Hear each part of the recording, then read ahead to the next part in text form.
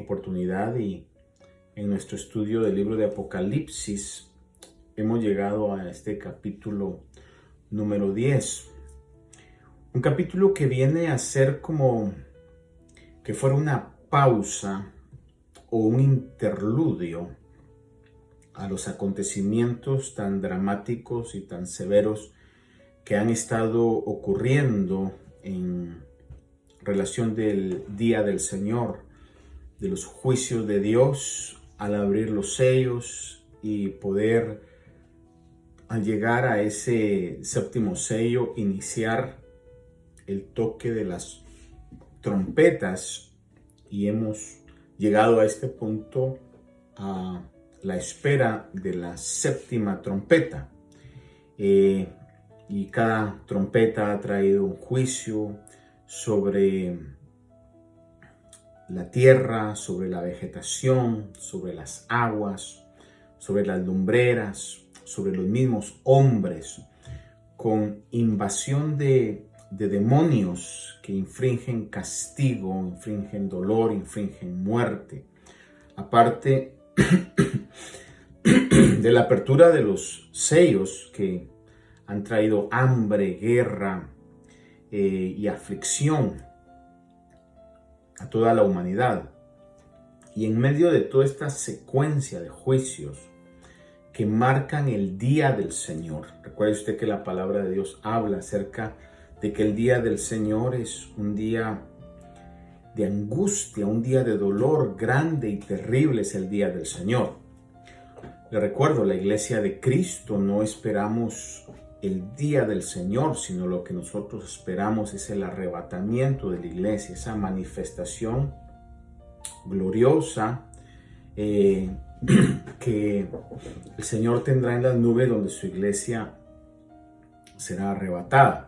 Obviamente hemos hablado en los anteriores estudios y yo le he dado mi punto de vista en la interpretación bíblica, no mi punto de vista en lo que yo creo, imagino, sino que en lo que la palabra de Dios nos enseña.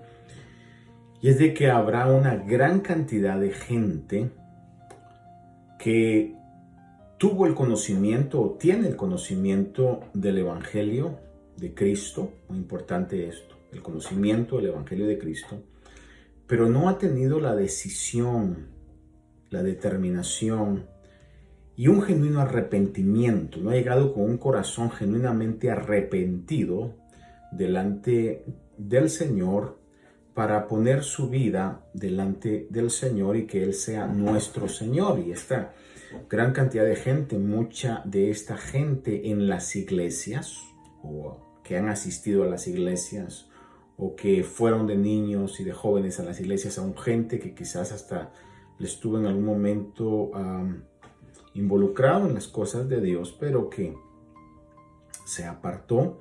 Estos que son tibios según el mensaje que el Señor da a las iglesias de Apocalipsis, que van a quedarse, se van a quedar una gran cantidad de esta gente, y que cuando comiencen a ver todos estos acontecimientos, obviamente muchos de ellos, esperaría que todos, van a tener un genuino arrepentimiento, pero el precio va a ser un precio sumamente grande, porque estarán pagando con su vida. Literalmente les cortarán la cabeza como precio de ser testigos del testimonio de Cristo. Mientras que la iglesia, le llamo yo los genuinos cristianos, porque un tibio no es un genuino cristiano. Los genuinos cristianos tienen esa fe salvadora, esa fe que permanece en el Señor, esa fe que persevera, esa fe que está en un continuo servicio, usando nuestros talentos, recursos y habilidades para la obra de Dios. Y todo esto motivado por la gracia de Dios. Lo que Dios requiere de todos nosotros como humanos no es una vida sacrificial con fuerza y voluntad humana. Es imposible poder alcanzar la santidad por medio de eso. Lo que Dios quiere de nosotros es un corazón arrepentido, y es Él el que pone en nosotros tanto el querer como el hacer. Pero la intención inicial, o el paso que nosotros como humanos tenemos que dar, es llegar con un genuino arrepentimiento delante de Dios. Y esto hará que a través de su Espíritu Él nos dé esa fuerza, esa fortaleza, el redargüimiento para poder evolucionar en este camino de santidad. Les recuerdo que cuando somos justificados, el castigo del pecado es quitado de nosotros. En el camino de nuestra santificación se va quitando le llamo yo, la influencia del pecado sobre nosotros. Y cuando lleguemos a nuestra glorificación, que seremos glorificados, transformados, que es lo que la Biblia llama como nuestra redención, ahí se va a quitar la presencia del pecado totalmente. Ya no habrá nada de pecado sobre nuestra vida. Pero hoy estamos en el proceso de la santificación, donde todavía estamos luchando, estamos siendo librados del dominio de ese pecado. Estamos limpiando nuestras vestiduras.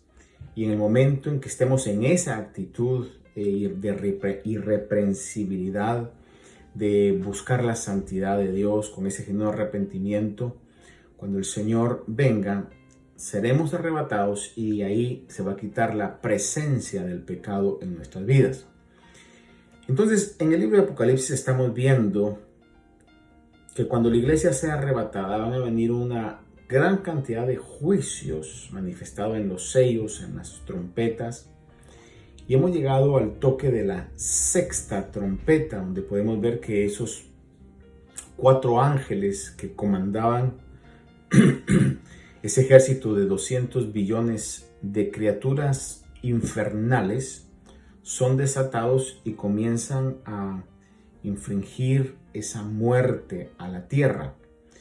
Y de la sexta a la séptima trompeta, la sexta trompeta que le habla el capítulo 9 de Apocalipsis, entramos a esta pausa, como interludio, esta pausa donde en Apocalipsis 10, versículo 1, comienza diciendo de esta manera, dice, el apóstol Juan, que es el que está recibiendo esta visión, este mensaje profético, el libro de Apocalipsis, que les recuerdo, es el único libro de la Biblia, lo dice en el capítulo 1, que dice, bienaventurado el que lee, el que escucha la palabra de esta profecía y el que guarda las cosas que en ella se dicen. Hay una bienaventuranza para aquellos que escuchan, que leen y que guardan las cosas de esta profecía. Por eso es importantísimo poder escucharlo, poder estudiarlo, poder meditar en eso. Y ante todo que guardemos lo que el Señor nos habla por medio de esta profecía apocalíptica. Entonces Juan está recibiendo esta visión y en el capítulo 10, versículo 1, dice, y vi a otro ángel poderoso. Esto es muy importante que veamos las palabras que utiliza. Dice, vi a otro ángel poderoso que descendía del cielo envuelto en una nube y el arco iris estaba sobre su cabeza y su rostro era como el sol y sus pies como columnas de fuego. Muy importante ver estas palabras porque algunos comentaristas creen que aquí se refiere a Cristo, mientras otra gran cantidad, en mi caso también, creo que no se está refiriendo al Señor Jesús, al Cordero, al León de la tribu de Judá, sino que se refiere a un ángel, uno de esos muchos ángeles poderosos que podemos ver en el libro de Apocalipsis que existen, que están al servicio de Dios. Especialmente porque utiliza la palabra vi a otro ángel poderoso. Está utilizando otro ángel poderoso distinto a los 7 ángeles que tocan las trompetas. Recuerde usted que los ángeles son criaturas, son creación de Dios. El verbo de Dios, el verbo de vida, el Señor Jesucristo, la segunda persona de la Trinidad, no es creación, Él es eterno como Dios mismo, Dios Padre. Por esa razón es que un ángel no puede referirse al Señor Jesús, aparte de otras razones también en relación a esto.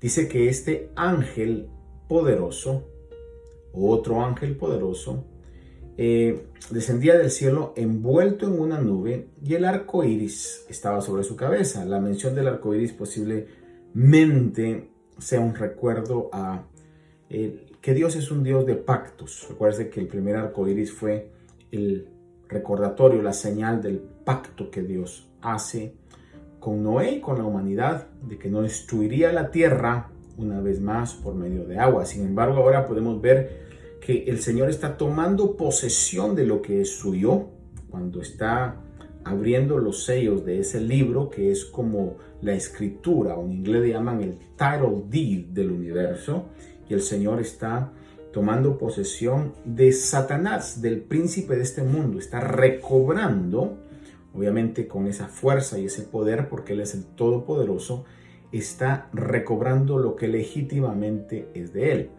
Y aquí entonces vemos a este ángel que dice que su rostro era como el sol y sus pies como columnas de fuego. Y el hecho de que sea columnas de fuego nos habla posiblemente acerca de los juicios y de la potencia de estos juicios. Ahora, le decía yo que así como otros ángeles, este es un ángel poderoso que se encarga de poder poner sus pies. Y esos pies son como columna de fuego. Y se encarga de proclamar o de pregonar, como lo vemos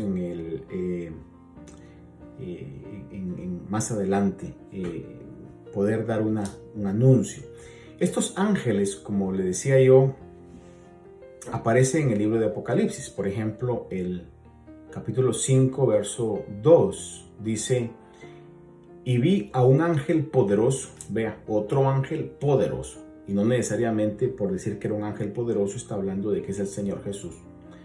El 5:2 de Apocalipsis dice: y vi a un ángel poderoso que pregonaba a gran voz, quien es digno de abrir el libro y de desatar sus sellos. Obviamente vemos que Jesús, el Cordero de Dios, es el que comienza a desatar los sellos, pero vemos la proclama de otro ángel poderoso en el capítulo 5 y versículo número 2. En el capítulo 8, versículo 3, dice: otro ángel vino y se paró ante el altar con un incensario de oro, y se le dio mucho incienso para que lo añadiera a las oraciones de todos los santos sobre el altar de oro que estaba delante del trono. Ahí podemos ver la presencia de ángeles en toda la profecía apocalíptica, unos pregonando, otros teniendo acciones como la que tiene este ángel que se para delante del altar con el incensario y que más adelante lo arroja a la tierra. También en el 18:1, que no hemos llegado a esos capítulos, pero en el 18:1 escribe Juan, dice: después de esto vi a otro ángel descender del cielo, que tenía gran poder, y la tierra fue iluminada con su gloria. Mire qué magnitud de gloria y de poder tenía este ángel, que dice que la tierra fue iluminada con su gloria. En otras palabras, podemos ver las diferentes, categorías o jerarquías de ángeles con niveles de gloria. Es decir, están los ángeles y hay jerarquías de ángeles. Obviamente, por sobre todo esto está la gloria del Señor, que es algo sumamente poderoso y maravilloso. Ahora, volviendo entonces a este ángel que mira Juan en el capítulo 10, que tenía el rostro como de sol y sus pies como columnas de fuego, y que tenía ese arco iris sobre la cabeza.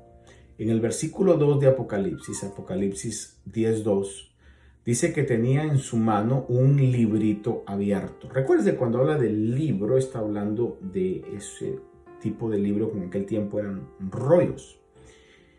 Dice: y tenía en su mano un librito abierto, y puso el pie derecho sobre el mar y el izquierdo sobre la tierra. Vea bien esto. Esta identificación es muy importante. Primeramente hablemos sobre el librito.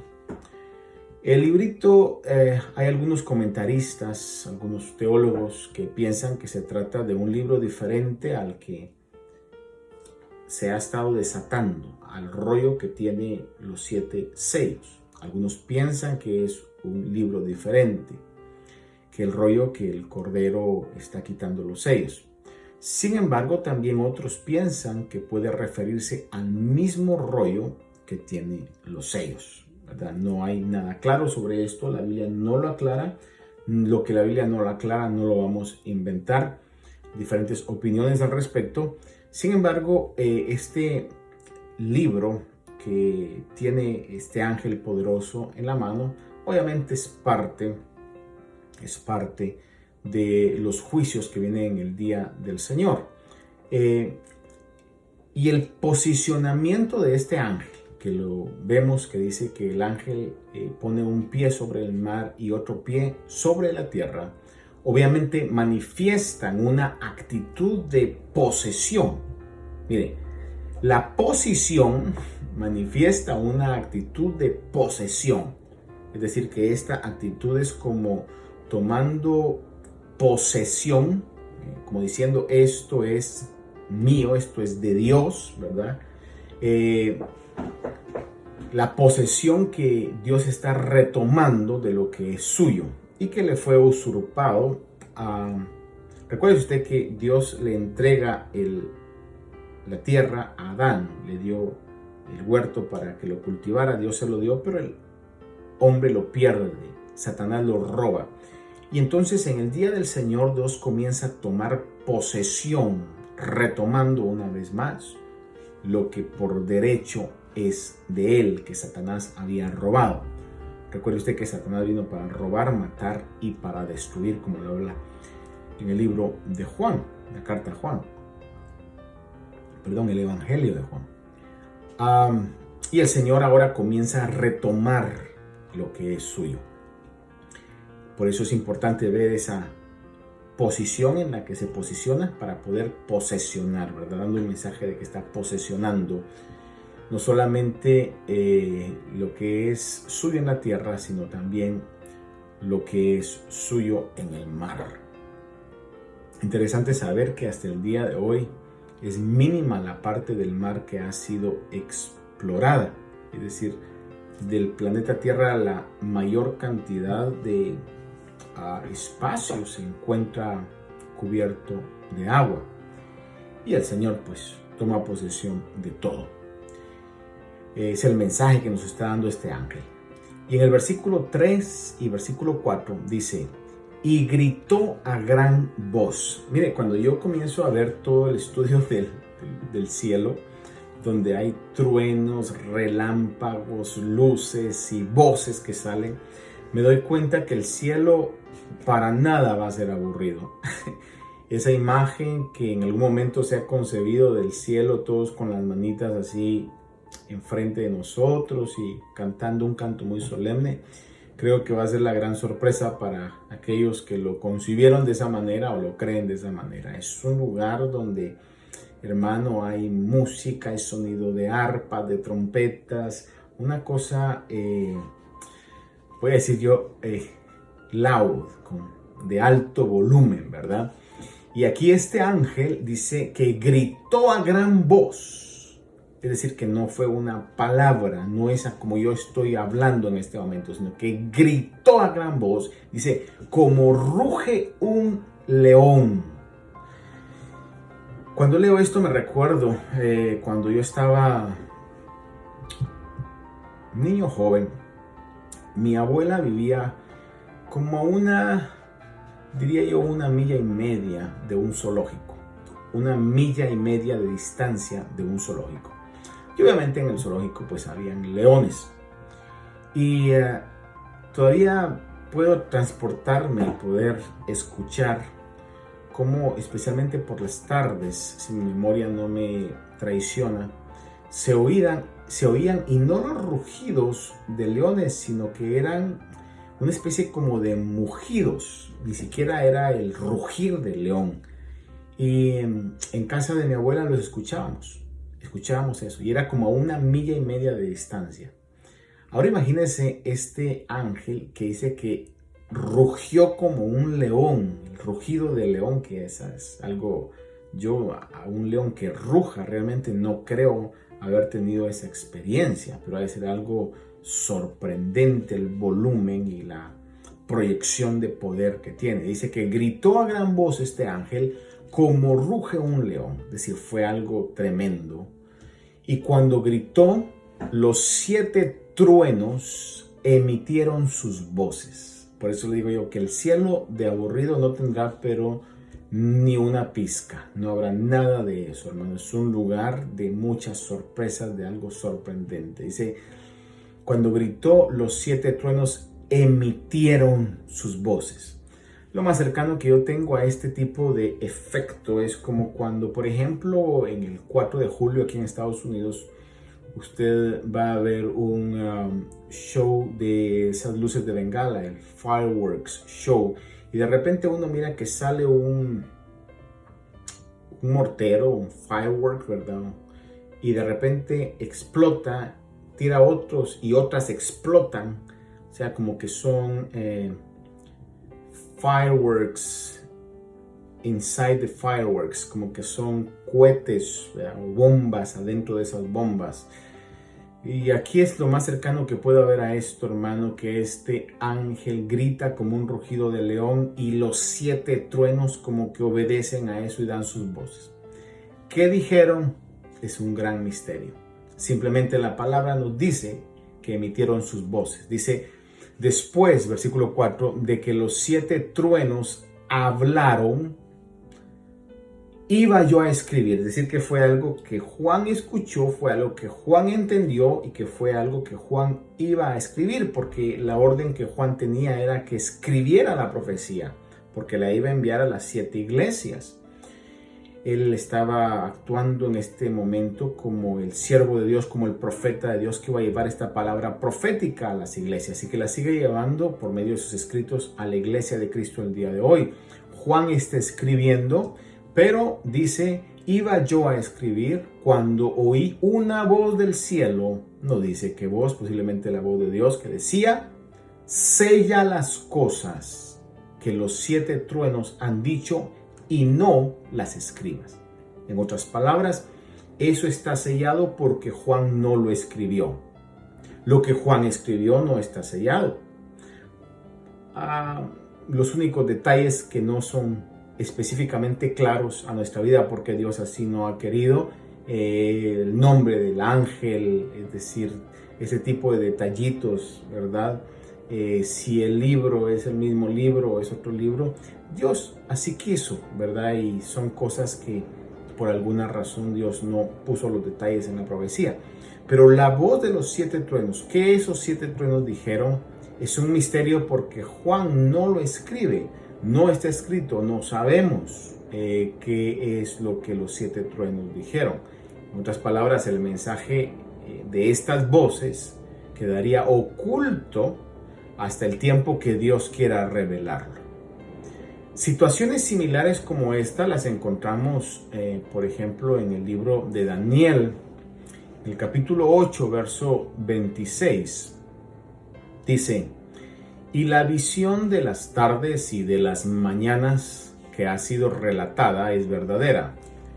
Pero tú, ahí están diciéndole a Daniel, pero tú guarda en secreto la visión porque se refiere a muchos días aún lejanos, algo similar a esto.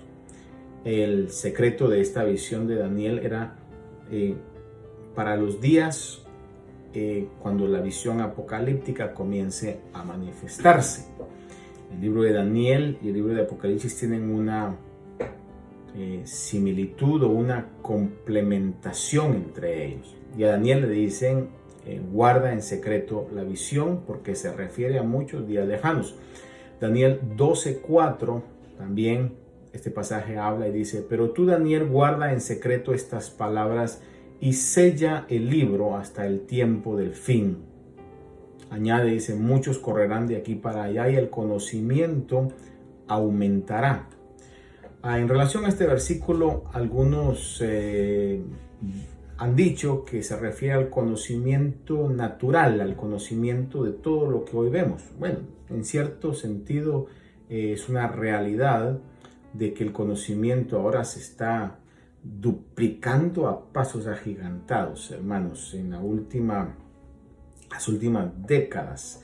Ya ahora el conocimiento no se duplica por medio de años, sino posiblemente por medio de meses y quizás de semanas. Así es como estamos en estos tiempos finales. Sin embargo, otros creen, y yo me inclino a pensar en esto, que esta palabra lo que está hablando no es solamente ese tipo de conocimiento, sino está hablando acerca del conocimiento de las cosas espirituales. En otras palabras, en el tiempo del fin, el conocimiento de todas las cosas espirituales aumentará. Y mire, solo para que usted considere esto. Con todo esto que ha estado pasando, que se está dando lo de la pandemia, mire usted qué gran cantidad de gente ahora estamos hablando de Apocalipsis. Estamos entrando a ese estudio. Personalmente, hermanos en la iglesia, sabrán ustedes que nosotros comenzamos Apocalipsis en el principio de este año, y no meramente por la situación de la pandemia, ¿verdad? Sino que terminamos nuestro estudio del libro de Romanos. Años atrás comenzamos este estudio verso por verso del libro de Juan, que para mí fue una tremenda bendición. Luego entramos a Romanos, otra tremenda bendición. Y le decía yo de que íbamos a entrar al libro de Apocalipsis. Pero aparte de eso, no sé si todos o una gran mayoría lo hayan hecho de esa manera, pero a la misma vez también veo muchas iglesias, muchos ministros, muchos pastores, muchos maestros, que hoy al ver toda esta situación, pues se están volcando a Apocalipsis a encontrar esas respuestas. A mi punto de vista es el cumplimiento desde ya de que el conocimiento de las cosas futuras, de los eventos futuros, aumentará. Y gloria a Dios por eso, gloria a Dios por eso. Versículo 4 de Daniel dice de esta manera. Pero el capítulo 12, verso 9, le decía, el capítulo 12, verso 4 habla de esto, y el capítulo 12, verso 9 del profeta Daniel dice: y él respondió: anda, Daniel, porque estas palabras están cerradas y selladas para el tiempo del fin. Podemos encontrar entonces en Daniel que se le da la misma orden que se le da a Juan cuando oye la voz de los truenos y él va a escribir. Le dicen: no, Juan, eso no lo escribas, eso séllalo. El mensaje de estos 7 truenos que hablaron, interesantísimo eso, queda sellado. En Apocalipsis 10, versículo 5, entonces continuamos, 10:5, dice: entonces el ángel que yo había visto de pie sobre el mar y sobre la tierra, recuerda ese ángel con el rostro iluminado, con un arco iris, con sus pies puestos sobre el mar y un pie sobre la tierra, con la apariencia de ese imponente, ¿verdad? Como lo dice el versículo, que su apariencia era como columnas de fuego. En el capítulo 10, verso 5 dice: entonces el ángel que yo había visto de pie sobre el mar y sobre la tierra levantó su mano derecha al cielo y juró por el que vive por los siglos de los siglos,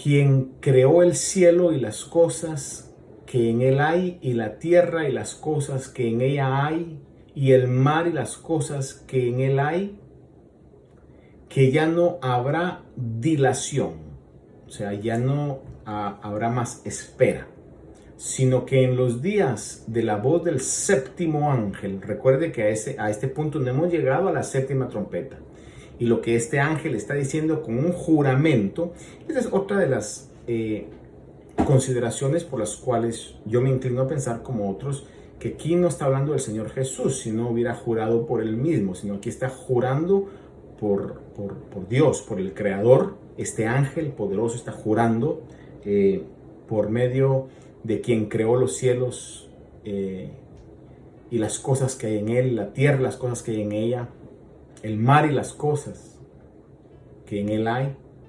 Dice que ya no habrá dilación, sino que en los días de la voz del séptimo ángel, cuando esté para tocar la trompeta, entonces el misterio de Dios será consumado, como él lo anunció a sus siervos los profetas.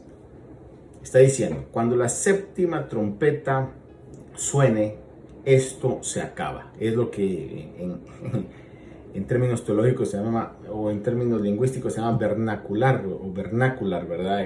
La lengua del pueblo. Está diciendo, aquí se acaba. Cuando toquen la séptima trompeta, esto se acaba. Porque recuerde que la séptima trompeta abre 7 copas de la ira de Dios. Creo más adelante le voy a poner una gráfica para que podamos todos comprender visualmente esto. Pero por el momento quiero que considere conmigo el hecho de que este ángel está jurando. Esta palabra de jurar para nosotros los cristianos nacidos de nuevo nos trae un poquito de precaución, porque sabemos que el Señor dijo que no debíamos jurar. Sin embargo, fíjese que en la consideración bíblica podemos encontrar que hay varios juramentos. Por ejemplo, volviendo a Daniel, en el capítulo 12, verso 7, le leo, dice, y oí al hombre vestido de lino que estaba sobre las aguas del río, que levantando su mano derecha y su mano izquierda al cielo, es decir, levantando las dos manos, quizás una después de la otra, dice, juró por aquel que vive para siempre, que será por un tiempo, tiempos y la mitad de un tiempo. Y cuando se termine la destrucción del poder del pueblo santo, se cumplirán todas estas cosas. Podemos ver una similitud en los juramentos y de las razones o de los eventos por los cuales están jurando estos ángeles. Y en este caso vemos también que hay un juramento que en Daniel se está haciendo. En Mateo capítulo 5, versos 33 y 37, es donde encontramos la advertencia del Señor Jesús que dice y enseña, también habéis oído que se dijo a los antepasados, no jurarás falsamente, sino que cumplirás tus juramentos al Señor. Recuérdese que ahí lo que está diciendo el texto es no jurarás falsamente, sino cumplirás tus juramentos al Señor, porque en la ley había cierto tipo de juramentos que el Señor instruía, permitía y decía que debían hacerse. Pero en este caso está hablando de esos juramentos falsos o juramentos ligeros. Dice, pero yo os digo, no juréis de ninguna manera. El Señor habla y dice, no juréis de ninguna manera. Ni por el cielo, porque es el trono de Dios, ni por la tierra, porque es el estrado de sus pies, ni por Jerusalén, porque es la ciudad del gran rey. Ni jurarás por tu cabeza, porque no puedes hacer blanco o negro ni un solo cabello. Antes bien sea vuestro hablar sí, sí o no, no. Y lo que es más de esto, procede del mal. Lo que el Señor está diciendo en esta enseñanza, el hecho de que los hombres se nos prohíba jurar, valida el hecho de que somos seres humanos erráticos. Somos personas que erramos y podemos caer en desvalorizar el significado de los juramentos. Por eso el Señor nos está prohibiendo, por la misma inestabilidad que los humanos tenemos. Jesús prohibió esto para que cuidemos que nuestras palabras no sean palabras engañosas. Santiago habla y dice que el hombre que sabe refrenar su lengua puede refrenar todo su cuerpo. ¿Por qué? Porque es muy fácil hablar, hermano, y si nosotros hablamos por hablar, vamos a decir muchas cosas que no debemos decir. Hay un dicho por ahí que se me pegó cuando lo escuché que dice que el que dice todo lo que quiere dice más de lo que debe. Otros dicen el que dice todo lo que sabe dice más de lo que debe. Tenemos que ser prudentes al hablar. La palabra de Dios nos habla, especialmente en el libro de Proverbios, infinidad de veces, ¿verdad? Que nosotros tengamos esa prudencia. Y especialmente en cosas tan serias como lo es un juramento. Por eso el Señor nos dice, no juréis, porque no podéis ni siquiera hacer negro uno de vuestros cabellos. Es decir, no tienen la autoridad, no tienen ese poder, esa estabilidad para poder cumplir los juramentos. Podemos caer en una cantidad de juramentos falsos o de lo que la Biblia le llamaría yo palabras engañosas también, ¿verdad? Que son sinónimo de mentira. Es decir, si yo digo un juramento y no lo cumplo, es sinónimo de mentira, estoy mintiendo. Por ejemplo, en el libro de Proverbios capítulo 30, verso 8, las palabras de Agur no es un proverbio de Salomón, sino que de Agur. Le dijo este hombre, aleja de mí la mentira y las palabras engañosas. Fíjese que dice, aleja de mí la mentira y las palabras engañosas. Es decir, estos juramentos son para cuidarnos de la prohibición de tener estos juramentos ligeros es para que no caigamos en mentiras ni en palabras engañosas. Es lo que el Señor Jesús nos instruye, sino que podamos meditar y cuando hablemos, nuestro sí sea sí y nuestro no sea no. Ahora bien, podemos ver otros ejemplos en la palabra donde vemos a Dios jurando.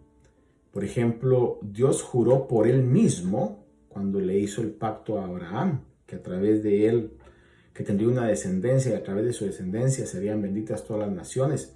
En Hebreos capítulo número 6, del 13 al 18 podemos encontrar eso. Dios jura por Él mismo. Fíjese, Dios sí puede jurar. De hecho, Dios también le juró a David. En Hechos capítulo 2, verso 30, podemos ver que Dios le jura a David.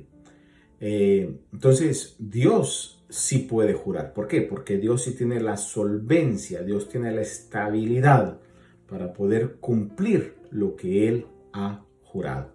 Por eso descansamos en la palabra de Dios, descansamos en la palabra de Dios, porque Dios no es hombre para mentir, Dios no es hijo de hombre para arrepentirse. Ahí nos da la radiografía de lo que es el hombre. El hombre miente y el hombre se arrepiente. Por eso el hombre no puede ni no debe jurar. En el caso de Dios, Dios no es hombre para mentir, ni es hombre para arrepentirse. Ahora, en este pasaje que leíamos del capítulo 10 de Apocalipsis, dice que cuando este ángel dice que juró por el que vive, es decir, juró por el nombre de Dios, por Dios, jura que dice que ya no habrá dilación, sino que en los días de la voz del séptimo ángel, dice que el misterio de Dios será consumado. El misterio de Dios será consumado. Esta palabra, la traducción lenguaje actual lo traduce de esta manera. Déjeme leérselo. Cuando dice el misterio de Dios será consumado, la TLA dice Dios hará todo lo que había planeado y mantenía en secreto. Se lo leo una vez más. Dios hará todo lo que había planeado y mantenía en secreto. Dios es un Dios que tiene todo bajo control, hermano. Y su soberanía y su control son una realidad. Es absoluta, tanto su soberanía como también el control. Romanos 16, 25. Quiero leerle porque este pasaje, quiero leérselo porque cuando habla del misterio de Dios, está hablando de todo aquello que el Señor mantenía en secreto, pero que ha estado revelando por medio del Evangelio y por medio de la palabra de Dios, porque por medio de la palabra de Dios que recibimos el Evangelio. Entonces, el misterio de Dios involucra todas esas cosas, o esos misterios, o esos secretos que constituyen el Evangelio en su totalidad. Romanos 16, 25 dice: y aquel que es poderoso para afirmaros conforme a mi evangelio y la predicación de Jesucristo, según la revelación del misterio que ha sido mantenido en secreto durante siglos sin fin. Es decir, el mensaje del evangelio que hoy estamos disfrutando, aquellas cosas que el apóstol Pedro habla en una de sus cartas y dice que los ángeles anhelaban ver y que los hombres, los profetas antiguos, inquirían diligentemente para ver qué era qué persona o qué tiempo indicaba el Espíritu de Dios dentro de ellos acerca de los sufrimientos de Cristo y las glorias que le seguirían. Es decir, todo el Evangelio, lo que nosotros estamos disfrutando hoy, es la revelación de ese secreto que Dios tenía, o de esos secretos que Dios tenía durante siglos pasados o siglos sin fin.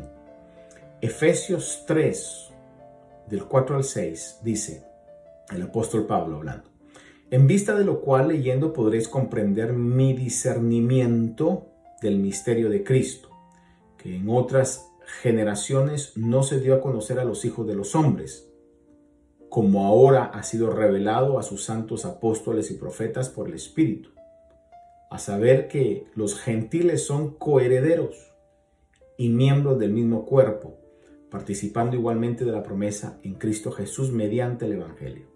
Mire qué maravilloso. El Evangelio ha unido a los gentiles salvos con los judíos salvos.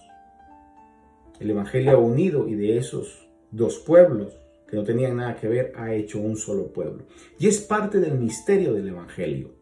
Y es lo que el apóstol Pablo habla. Dice que los gentiles ahora son coherederos y miembros. Mire qué bendición, qué maravillosa bendición. Por eso, hermanos, debemos de buscar la santificación.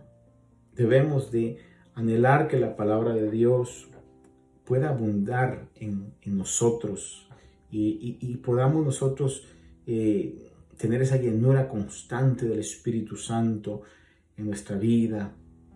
Tengamos esa llama ardiendo, que podamos buscar la santificación en el temor del Señor, porque tenemos una bendición grande, hermano, de ser coherederos. No lo merecíamos, yo no lo merecía, pero Dios en su misericordia nos ha hecho coherederos juntamente con aquellos judíos que son salvos de toda la herencia que el Señor les ha dado y nos ha dado con Cristo. En Colosenses capítulo 1, versos 26 y 27, siempre hablando sobre el misterio del Evangelio, dice: es decir, el misterio que ha estado oculto desde los siglos y generaciones pasadas, pero que ahora ha sido manifestado a sus santos, a quienes Dios quiso dar a conocer cuáles son las riquezas de la gloria de este misterio entre los gentiles, que es Cristo en vosotros, la esperanza de la gloria. Este pasaje es sumamente profundo, hermano. Cristo en nosotros, la esperanza de la gloria. El Señor Dios, creador del universo, nos ha dado de su Espíritu. Y en la salvación que ha hecho a aquellos que no la merecíamos, pero por su misericordia nos ha salvado, Él nos ha dado de su Espíritu. Dice la Biblia como las arras, como el anticipo de nuestra herencia. El Espíritu Santo que tenemos dentro de nosotros es la seguridad de nuestra herencia y ese misterio que estaba oculto desde siglos pasados. 1 Timoteo 3:16 describe, diríamos en síntesis o en resumen, lo que es el misterio de la piedad o el misterio del Evangelio. Dice: e indiscutiblemente grande es el misterio de la piedad. Él, hablando del Señor Jesús, Él fue manifestado en la carne. El verbo de vida se hizo carne. Vindicado por el Espíritu. Fue resucitado por el Espíritu. El Espíritu vindificó. El Espíritu lo resucitó. Vindicado por el Espíritu o en el Espíritu. Contemplado por ángeles. Proclamado entre las naciones. Y el día de hoy se sigue cumpliendo esa proclamación entre las naciones. Creído en el mundo y recibido arriba en gloria. El misterio de la piedad fue que el Verbo se hizo carne, murió pero resucitó, fue contemplado por ángeles, proclamado entre las naciones, creído en el mundo. Recuérdese usted de que cuando el Señor aún resucitado se manifestó para que los discípulos tuvieran esa fe genuina y sólida que Él estaba en el mundo, y luego de cumplir ese trabajo y ese propósito tan importante, ascendió a la vista de ellos y se cumple ahí donde dice que fue recibido arriba en gloria. Entonces podemos ver realmente que el misterio del Evangelio será concluido, se concluirá al toque de la séptima trompeta. Algunos dicen que será concluido porque al toque de la séptima trompeta Satanás será vencido totalmente, y eso hará la conclusión del misterio del Evangelio. Sin embargo, hay otros pasajes que hablan del misterio del Evangelio de diferente manera, o se le llaman diferentes misterios. Por ejemplo, el misterio de la transformación, que es lo que quiere decir que nuestro cuerpo, este vaso que se enferma, que se duele, que se envejece, va a ser transformado. 1 Corintios capítulo 15, versículo 51 habla de eso. También está el misterio de la ceguera parcial de Israel, Romanos 11, 25, que está Israel enceguecido parcialmente para que nosotros entremos. Dios está permitiendo que entremos nosotros para poner celo en Israel. El misterio de la unión entre Cristo y la iglesia, en Efesios 5, 31 y 32, y Efesios 3, 3 al 7, que es grande ese misterio.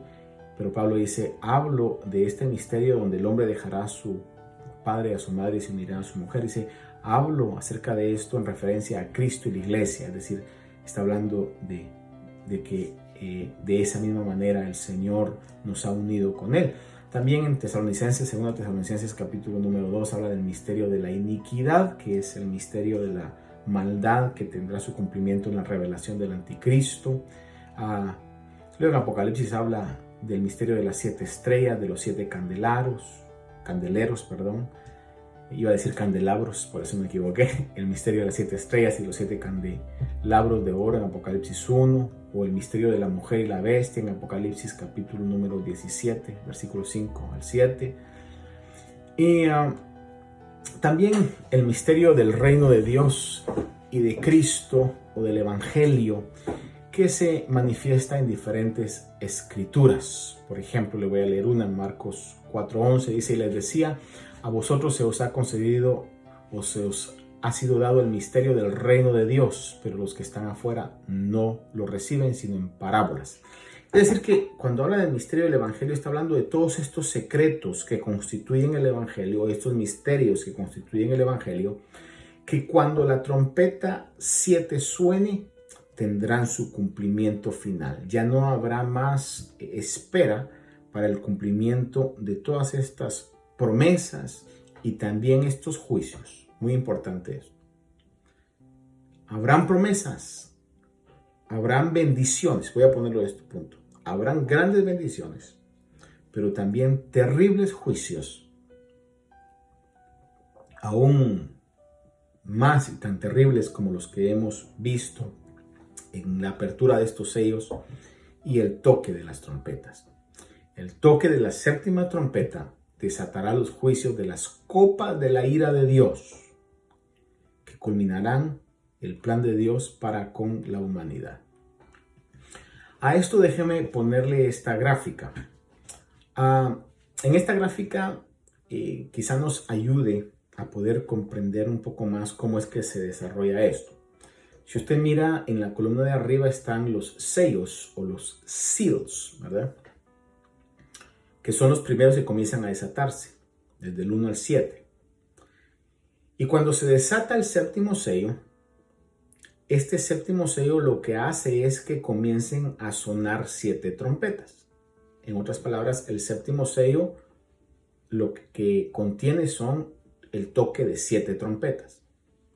Y comienzan a sonar las trompetas, y cuando suene la séptima trompeta, lo que la séptima trompeta tiene es que desata las 7 copas, o the 7 bowls of the wrath of God, las 7 copas o los 7 ¿cómo se dice? Bowls, ¿verdad? Es una copa, ¿verdad? Como un plato hondo de la ira de Dios. Entonces, el séptimo de cada uno de ellos, tanto de los sellos como las trompetas, es el que abre el siguiente paso de castigo. Y cada castigo es cada vez mayor. Vaya conmigo entonces a ver en Apocalipsis capítulo número 10, versículo 8. Recuérdense que lo que estamos viendo aquí, y en esta gráfica lo vemos, es que lo último que la manifestación de la séptima trompeta, el toque de la séptima trompeta, es lo que va a concluir el misterio de Dios, porque eso abre los últimos juicios manifestados en las copas de la ira de Dios. Ahora, en Apocalipsis 10:8, que es el versículo que nos sigue, dice: y la voz que yo había oído del cielo, la oí de nuevo hablando conmigo y diciendo: ve, toma el libro que está abierto en la mano del ángel que está de pie sobre el mar y sobre la tierra. Entonces fui al ángel y le dije que me diera el librito. Y note ahí que habla como librito, ¿verdad? Y me dijo: tómalo y devóralo. Ahora, note esto. Tómalo y devóralo. Te amargará las entrañas, pero en tu boca será dulce como la miel. Tomé el librito de la mano del ángel y lo devoré, y fue en mi boca dulce como la miel, y cuando lo comí, me amargó las entrañas. Esto es sumamente interesante, especialmente por el significado que esto conlleva. Ahora, el tomar el librito o el libro, que posiblemente sea el mismo libro que contiene los sellos, ¿verdad? Teólogos y comentaristas no llegan a una conclusión precisa sobre esto, ¿verdad? Si es el mismo o es otro, pero posiblemente es el mismo libro que contiene los sellos. Ahora, el tomar el libro o este librito es una ilustración gráfica de comerse la palabra de Dios. Ezequiel capítulo 3, del 1 al 3, nos puede ilustrar esto por la experiencia que Ezequiel pasó también. Ezequiel, que le es dada la palabra de Dios como profeta de Dios, le es dada una palabra, y dice en el capítulo 3 de Ezequiel, verso 1, dice: y él me dijo: hijo de hombre, come lo que tienes delante, come este rollo. Ese rollo contenía la palabra de Dios. Y ve, habla a la casa de Israel. Abrí pues mi boca y me dio a comer el rollo. Entonces me dijo: hijo de hombre, alimenta tu estómago y llena tu cuerpo de este rollo que te doy. Y lo comí y fue en mi boca dulce como la miel.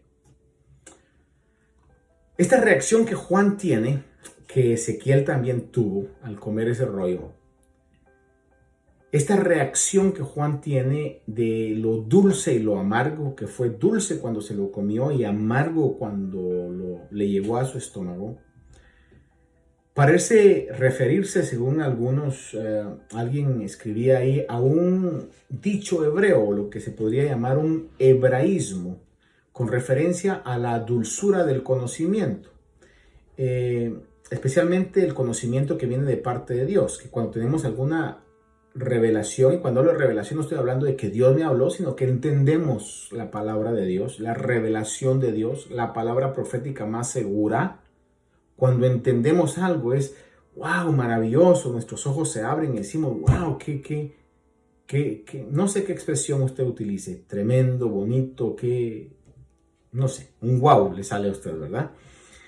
De asombro, qué asombroso. Este hebraísmo, algunos dicen que esta expresión dulce a los labios y amargo a mis entrañas es un hebraísmo en referencia a que cuando recibimos algo, algún conocimiento espiritual que viene de Dios, sucede eso. Porque es maravilloso poder entender un poquito del pensamiento divino, pero cuando vemos también las consecuencias que aquellos que rechazan a Dios trae, eso también amarga nuestra vida. Es lo que algunos dicen que se refiere a este hebraísmo. Pero también puede referirse a lo dulce del plan de Dios para los que reciben su palabra. Y esto está ligado, pues. Puede referirse también a lo dulce que es para aquellos que reciben su palabra. En otras palabras, a lo dulce que es para aquellos que han recibido el Evangelio y que reciben la revelación de Dios, lo que Dios está revelando que va a hacer, sus promesas, todo lo que Dios ha dicho en esa revelación de los misterios. Eso es lo dulce. Y lo amargo es la condenación para quienes lo rechazan. Muy similar al versículo que habla en 2 Corintios capítulo 2, versículo 14 al 16. Pasaje importantísimo, se lo leo, dice el apóstol Pablo: pero gracias a Dios que en Cristo siempre nos lleva en triunfo. Mira, eso es agradable. En Cristo siempre nos lleva en triunfo.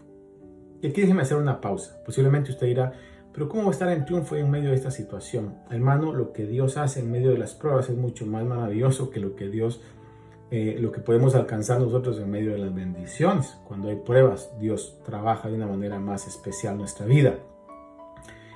Dice: Cristo nos lleva siempre en triunfo, y que por medio de nosotros, oiga esto, por medio de nosotros cuando hablamos y predicamos el Evangelio, que debemos de hacerlo, porque ¿cómo oirán si no hay quien les predique? Debemos predicar el Evangelio, primero con nuestras acciones, también con nuestras palabras. Dice: por medio de nosotros manifiesta en todo lugar la fragancia de su conocimiento. Porque fragante aroma de Cristo somos para Dios entre los que se salvan y entre los que se pierden. Para unos, olor de muerte para muerte, y para otros, olor de vida para vida. Oiga esto. El Evangelio para unos es olor de vida, es fragante aroma. Para otros es olor de muerte. Así que, por esa razón, hay una similitud en lo que Juan está recibiendo, porque está recibiendo que el misterio de Cristo se va a concluir y va a ver el cumplimiento de ese reino eterno, de una eternidad maravillosa con Dios en su presencia en el cielo. Pero por otro lado también está el juicio de aquellos que rechazan y que van a una condenación eterna. Y todos los juicios también que vienen para los habitantes de este planeta. Por eso, hermanos amados, es que Juan tiene esa experiencia. Dice: comí el librito y me fue dulce a mis labios y amargo en mis entrañas. Ahora, en Apocalipsis 10:11, que concluye este capítulo 10, versículo 11, dice: y me dijeron, aquí le están diciendo a Juan, por un lado le dicen que selle las palabras de los truenos, pero en el versículo 11 le dicen: debes profetizar otra vez acerca de muchos pueblos, naciones, lenguas y reyes. Esto se refiere al llamado de Juan, aquí cuando está recibiendo la profecía de Apocalipsis, a advertir del juicio de la séptima trompeta y de las copas de la ira de Dios que esta trompeta trae a diferentes naciones, pueblos, lenguas y reyes. Es decir que lo que Juan le está diciendo es: todavía vas a profetizar el resto de lo que le he mostrado en el libro de Apocalipsis, desde el capítulo 11 hasta el capítulo número 22. ¿Qué pudiéramos o qué quisiera yo concluir por medio de esta consideración? Hermanos amados, Dios retomará lo que es de Él. En el momento, porque hoy solo estamos viendo el principio de dolores. En el momento que la iglesia sea arrebatada y comience la manifestación de todos esos juicios en lo que se conoce como la gran tribulación, el Señor comenzará a manifestar su poder retomando lo que es de Él. Y va a ser un tiempo terrible, que Juan, al ver todo eso, amargó su vida por lo terrible que es. Pero a la misma vez también, si nosotros hoy oímos su voz, somos obedientes, llegamos delante de Él con una sinceridad y un arrepentimiento real en nuestro corazón, podremos evitar todos esos juicios y poder estar en las bodas del Cordero y ser participantes de esa gloriosa experiencia. Por eso Juan tuvo una dulzura en su paladar cuando percibió lo maravilloso que es la palabra de Dios, pero también lo serio que trae de los juicios de Dios que se van a cumplir. Si usted todavía está pensando en llegar arrepentido delante de Dios y pedirle que Él limpie sus pecados, no deje para mañana. Hágalo hoy mismo, en este preciso momento. No deje pasar un día más, porque nadie es dueño de su propia vida.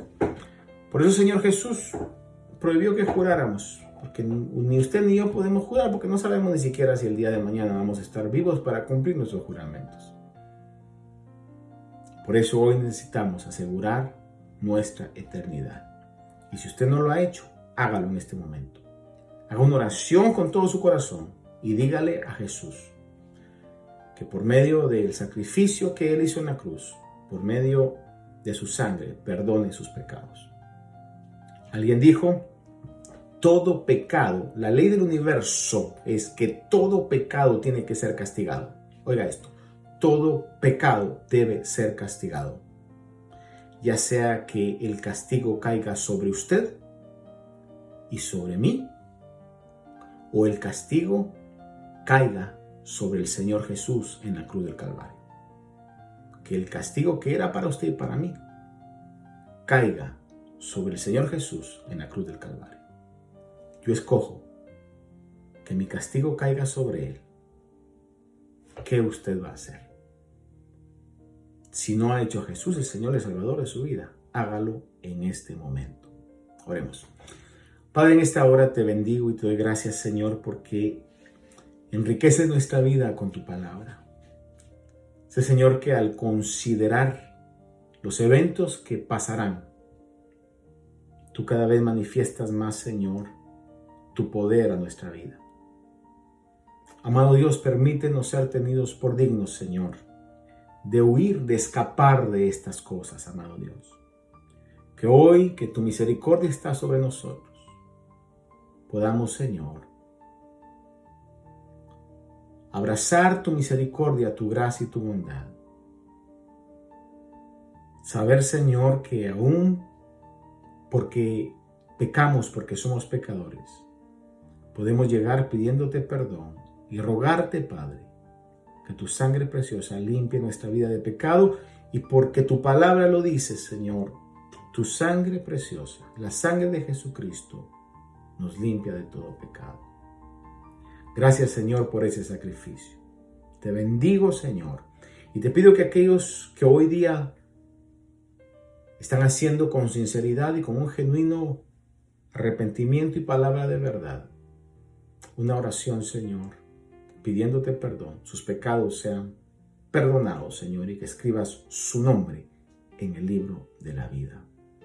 En el nombre de Jesús te lo pedimos y para la gloria de tu nombre lo recibimos. Amén. Amén. Amén. Muy bien, Dios me los bendiga, amados hermanos, Dios me los guarde. Espero contar con su sintonía el día domingo a las 11 de la mañana. Comparta esta transmisión, recuerde compartirla si le es de bendición para usted, compártala. También le recuerdo que con el favor de Dios ya estamos haciendo preparativos para que podamos reunirnos en Bohemia el domingo 5 de julio, para que usted ya vaya haciendo planes, hermano, y comencemos una vez más en la importante reunión que tenemos cuando nos reunimos, ahí Dios dice que envía bendición y vida eterna. Recuerde que la palabra de Dios dice que nosotros debemos reunirnos. Cuando nos reunimos hay bendición de Dios. Dice la palabra de Dios claramente en la carta a los Hebreos que no dejemos de congregarnos como algunos tienen por costumbre. Espero que usted y yo no nos estemos acostumbrando hoy a no congregarnos. Esto es un suplemento.